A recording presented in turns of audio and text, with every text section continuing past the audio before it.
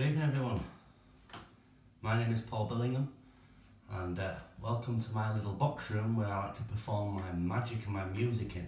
It's just a little dainty place I like to call my music and magic box room. Now, is there anybody here that hasn't seen me before? You all haven't seen me before? Alright, okay. Well then how do you know it's me? Just a little question for you to ponder over. Now, before I start, just a couple of things. One, I'm not going to rabbit on like a magician does where they talk for 10 minutes, then perform an effect, then talk for another 5 minutes, and then perform another effect. I just think it's absolute nonsense.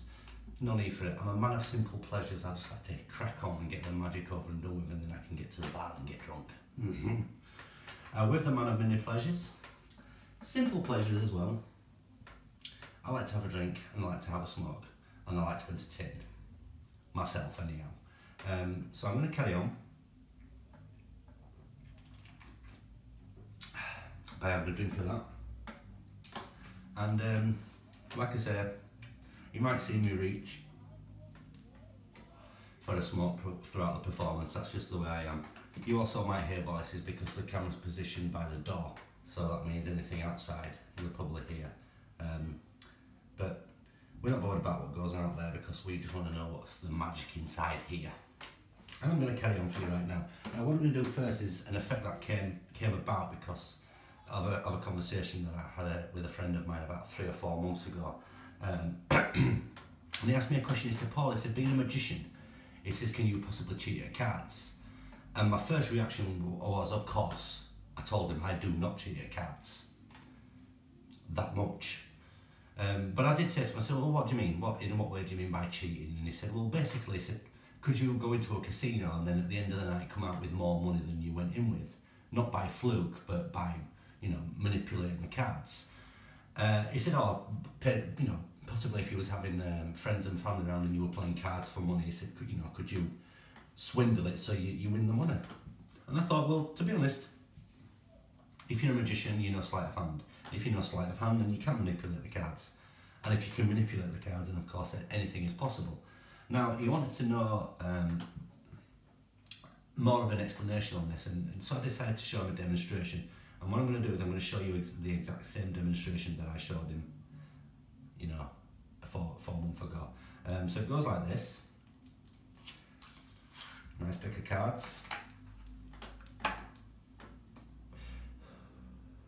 Create the scene. What I need is I need the help of my, I've got hair on my cards here. I need help from my favourite 4 cards. So I'm just going to go through the pack and quickly find them before we can begin. And as you can see, my 4 favourite cards are of course the 4 jacks. And I know for a fact there's people out there now shouting at the screen saying they're not the jacks, they're the aces. So can I just say well done to you because you're paying attention. There is some people out there that just rely on what they hear alone, and you can never rely on just what you hear alone if you're dealing with a magician. So for you guys, wake up. We are using the 4 aces, and the 4 aces are going to be placed out on the mat for you so you can actually keep your eye on them. Now, why else would I leave them face up? Of course I want you to keep your eye on them, that's the name of the game. Now for each of these aces I'm going to place down 3 cards. 3 is a magic number, it's a tri number, it's the Father, Son and the Holy Spirit, and it's also the minimum number of cards that I can possibly use to deceive you. And deceive you I shall. Now we have pile number 1, pile 2, pile 3 and pile 4. It's that straightforward. We're going to concentrate first of all on pile number 1. Now I'm going to show you this ace just only twice. There's once and there's twice. You're not going to see it again because I'm now going to do the move. Did you see it? Do you want me to do it again? That's the move.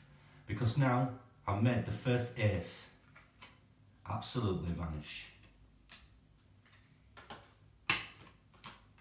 There's the 4 cards and no ace. Now, I know there's people out there now that I shout, I missed that. And that's because you looked away at the wrong time, I'm afraid. Or the right time, whichever time you want to call it. So, be more vigilant now on pile number 2, okay? This time, I'll fan out the cards for you. There they all are, okay? You need to keep your eye on the ace, remember. The ace is the most important one. Keep your eye on it, watch it very, very closely. But again, you didn't watch close enough. It's now vanished. Now, I told you this trick we're going to be quick. I don't make this stuff up. Do you know what I mean? I really don't. For pile number 3, this is going to be for the older generation now.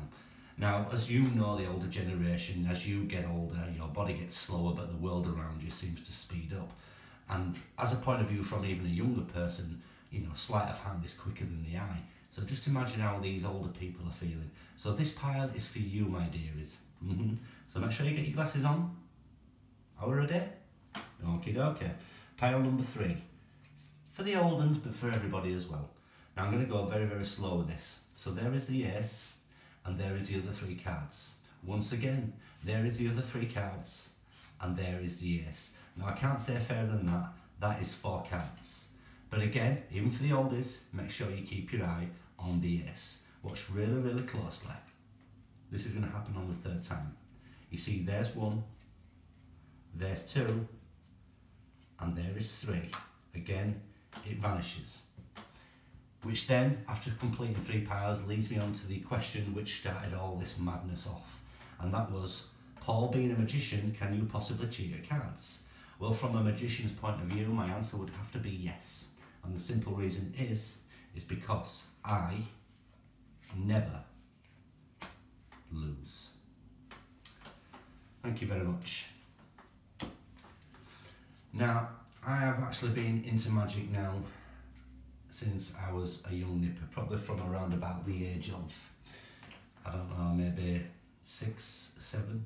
And the magicians on the TV at that moment in time, that particular time, was the likes of Paul Daniels, David Copperfield, Tommy Cooper.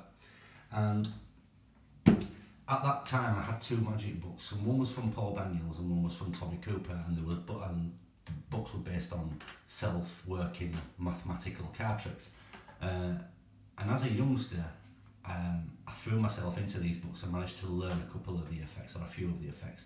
And I remember going around thinking that I was Paul Daniels myself.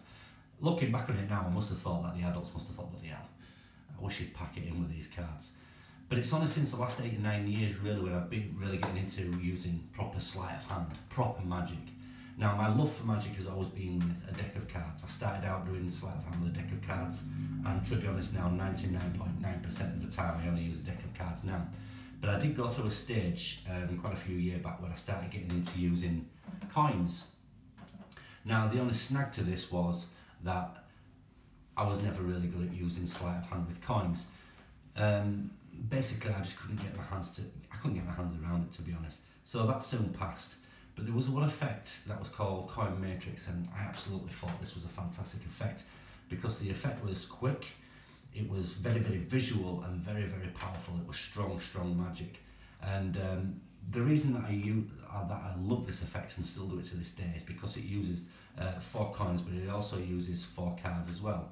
Now, there's nothing special about these cards. All they are old jokers from old bicycle decks.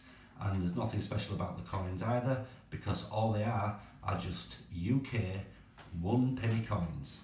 Okay, nothing special at all. But the trick is special. And I'm going to show you the coin matrix right now. So the idea is, the 4 coins are placed in the 4 corners of the mat. But what we're going to try and do is to try and get these 3 coins here to all pass over and join this queen up here by using the coin matrix magic. Now, I don't need to really speak that much for this because it's all visual in itself. But all I'm going to do is I'm going to cover up each of the coins. By covering up the coins, I can now begin the trick. Now just watch really, really carefully.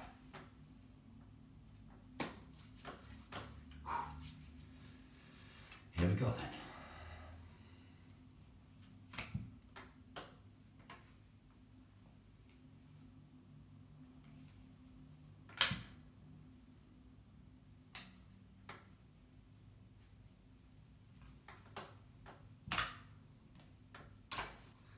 And that's all 4 coins now in one corner of the mat, and you're left clean with the 4 playing cards too.